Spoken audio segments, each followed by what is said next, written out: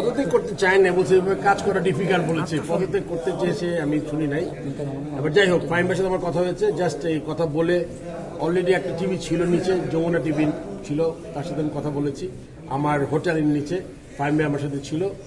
আসলে হয় কি, একটা বুঝতে হবে কি, নতুন একটা বোর্ডের নিউ বোর্ড বলতে কিন্তু ফাহিম ভাই আমাকে বোঝায়, মানে আর কিন্তু সবই কিন্তু পুরনো, তাই তো? সো আপনি হয় কি, যখন কাজের মাত্রা বেশি, লোক সংখ্যা কম, তখন তো অনেক দিকে নজর দিতে হয়। সো সেখানটা ভুল বুঝাবুঝির সিচুয়েশন হতে পারে আর কি। সো সেটাই হয়তো বা ওইটা আসলে ওই জিনিস থেকে উনি হয়তো চিন্তা করেছে যে কাজ ঠিক মতো করতে পারছেন না।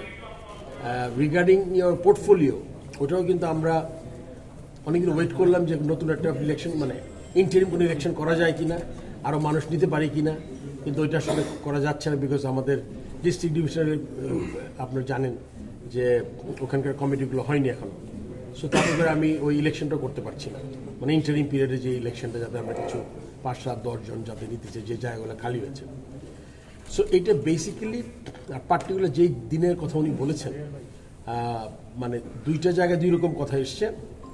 ওইটাতে ওই দিন একটু আসলে মনে করেন সকাল থেকে আমাদের ওপেনিং সেরিমনি ছিল, আপনি জানেন যে আমরা পায়রা যেদিন উড়ালাম, আমাদের উপদেষ্টা মহোদয় আসতে পারেননি।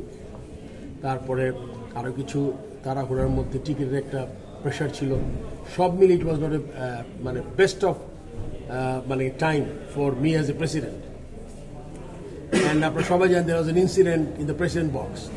আমি বলেছি নো কমেন্ট, এখনও বলছি no comment, but it was সব কিছু মিলিয়ে এমন একটা সিচুয়েশন ছিল যে it was not very good. তো তখন একটা কথা এসছে যে মনে করেন হয়তো ওই সময় আমি কার সাথে কি বলেছি, ওইটা হয়তো কি হয় উইদিন দ্য অর্গানাইজেশন, আপনি মনে করেন মনে রাখতে হবে যে এগুলো কিন্তু খুব স্বাভাবিক, মানে মতের অমিল, একটা জিনিস আমি চাচ্ছি একরকম আরেকজন চাচ্ছে অন্যরকম ভাবে, এটা কিন্তু আমি দোষের কিছু দেখি না, কিন্তু এটা যখন আগে প্রেসে চলে আসে এটা একটু দোষের আর কি আমি মনে করি। এগুলো আগে নিজেরা রিজলভ করার চেষ্টা করা উচিত, যখন তখনও হবে না তখন এটা গেলে ভালো হয় আর কি। সো এটা হয়তো বা ফাহিম ভাই তো আমার বয়োজ্যেষ্ঠ, আমার বড় মানুষ, সে আমারও সিনিয়র প্লেয়ার, সিনিয়র মানে অনেক সিনিয়র। তো সেদিকে বিবেচনা করলে হয়তো বা উনি মানে মনক্ষুণ্ণ হয়েছেন। দুর্ব্যবহারটা আসলে এটা তো একটা আপেক্ষিক টার্ম, তো ওইটা সো আমার মনে হয় fine by fine now, because আমি মনে করি যে কোনো জিনিস কথা বলে ঠিক করে ফেলা যায়। এটা আবার এখন ফাইন বাই আজকে আর কোনো কথা বলতে চায়নি, আমার পাশে ছিল অ্যান্ড হি অ্যাগ্রিড দ্যাট, মানে আমরা ইস্যুটাকে রিজলভ করেছি মোট কথা। ফারুক ভাই, এই ধরনের ঘটনা যখন মানে আপনাদের মধ্যে ভুল বোঝাবুঝি তৈরি হয়, তখন বাইরে যারা আছে, গণমাধ্যমে যারা আছে, মিসকমিউনিকেশন তৈরি হয় কিনা? কারণ এটা প্রশ্ন তো শুরু করে বিসিবি এত বড় প্রতিষ্ঠান। আমি তো দেখতাম আগে রেগুলার ইনফরমেশন হতো আগে, সো সেই দিক থেকে আমার এখন অনেক কম হয়। আপনি দেখেন আসলে এটা মানুষই তো কম বোর্ডে কথা বলেছেন যে বিপিএল চলাকালীন নাজমুল আবেদীন অনেক কিছুই জানতেন না, যেটা কিনা আপনি একাই ডিসিশন নিয়েছেন বা আপনি হয়তো বা নিজের মতো করে ডিসিশন নিয়েছেন, এর সত্যতা আসলে কতটুকু? এইটা আসলে আমি পুরোপুরি একমত না।